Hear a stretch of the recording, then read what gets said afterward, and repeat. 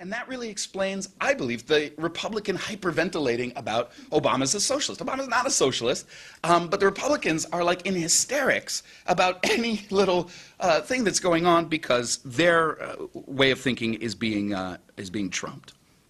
So the ideas of socialism, even the fact that that they tried to label Obama a socialist during the campaign, and then he won, I think is an amazing testament to what's going on. The ideas of socialism are being raised. And I really think that probably those 20% or even 30% who said they favor socialism, I would imagine that what they really are imagining is something like Holland. That's probably what people are thinking. That would be better. That's socialism? Yes. Check. The fact that that is not socialism, I think, though, is worthy of discussion. What exactly socialism is worthy of discussion.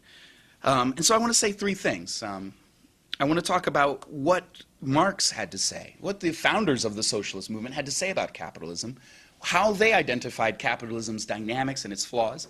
Secondly, I want to say something about what socialism is. I've already hinted a little bit about what we're saying it is not, but I want to say more about what it actually is. And then thirdly, something about what we in the ISO, we or people who fancy ourselves as socialist organizers would propose that we do if you're for socialism. So first, capitalism. Marx argued that capitalism was the most revolutionary system the world had ever seen. It was the most radical system. It was a system, in his words, the bourgeoisie, the French for the capitalists, cannot exist without constantly revolutionizing the instruments of production, and thereby the relations of production, and with them the whole relations of society.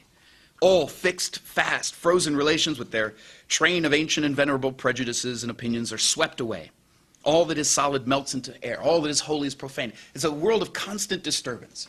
Whereas previous societies lived by keeping everything the same, capitalism lives by constantly changing everything.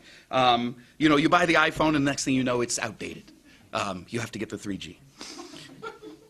The bourgeoisie, Marx argued, also produced something that changed the world in another important way. It's not just that they have this dynamic competitive system, and by the way, it's that competition between the different capitalist interests that drives the system to be so productive. That's part of its dynamism, is that competition to the death.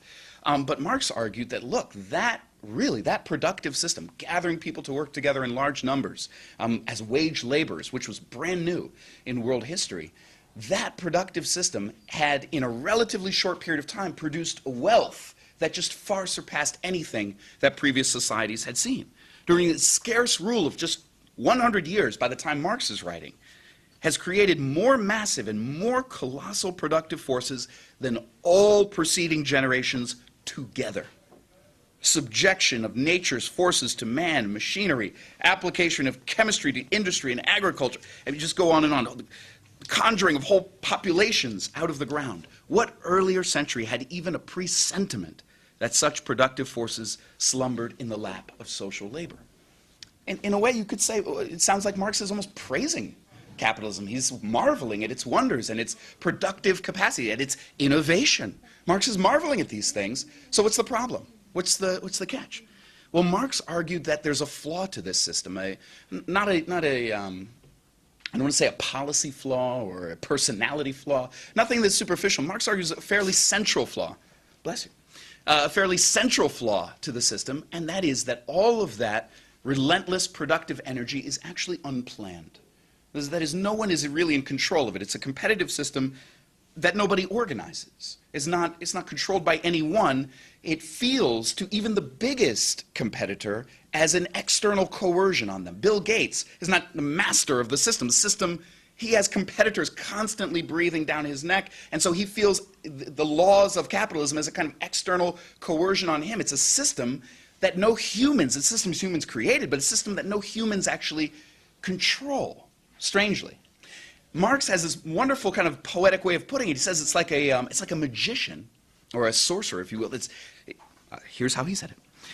Modern bourgeois society has conjured up such gigantic means of production and of exchange, is like the sorcerer who is no longer able to control the powers of the netherworld, whom he has called up by his spells. AIG has conjured up such gigantic means of production and really of exchange. You know, credit default swaps, subprime collateralized debt up. They've conjured up to such an enormous degree that they are no longer able to control those demons that they've conjured up. And they threaten to destroy AIG. They threaten to destroy all of the banks themselves. That is, that Marx knew about AIG, it seems. Probably had different initials in German. There once was a time when people starved on this planet. People would starve all the time. That was a thing. You could read about it in history. People would starve. There were famines. There was things would happen to the crops, you see, and people would starve. There would be a flood. There would be a drought. There would be some kind of pestilence. Something would occur, and there was not enough food. And then people would starve.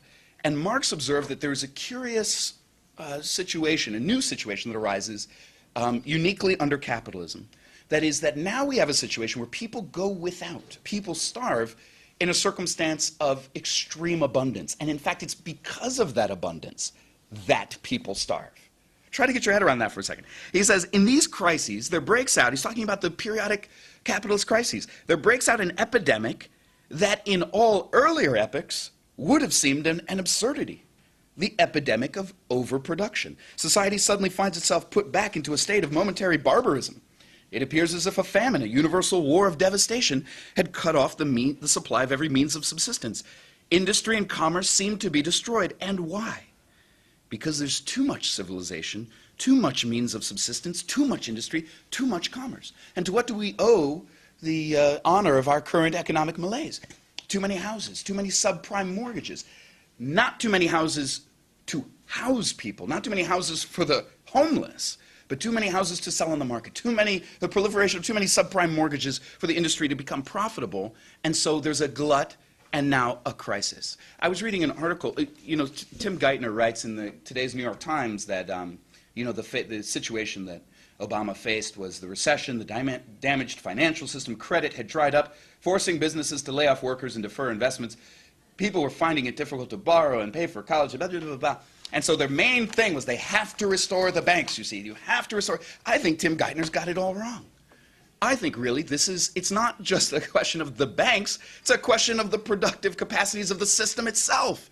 The New York Times column, Clyde Haberman, I think was his name, did a investigation. He said, I wanted to go out and find out what was really going on in this economy. And he went to like Avis Rent-A-Car. He said, hey, so, you know, it's really the banks, right? You guys are having a hard time getting a loan, you can't get credit. They're like, no, we can get credit.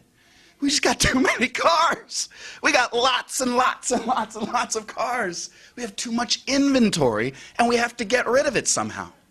The system produces. That's a consequence of unplanned production, competitive production for profit. Is that everybody inevitably produces way too much, not for need, but for the market, for what the market can bear. And so what must occur to right the system, or to put it back to rights on its terms, is a universal war of devastation. That's what we're living through.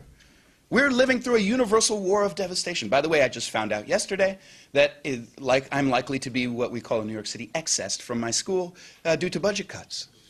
Do they need less teachers in Harlem? I teach in Harlem. The kids need fewer teachers. We just have too many teachers, you know. No, everybody must be late. I think we lost 4 million jobs in the past 4 months. An enormous universal war of devastation that we are living through right now in order for the market to clear out itself and begin again. This is the epidemic that seems to be an absurdity for us. I'm sure people have seen, speaking of the homeless, people have seen the tent cities that are growing up.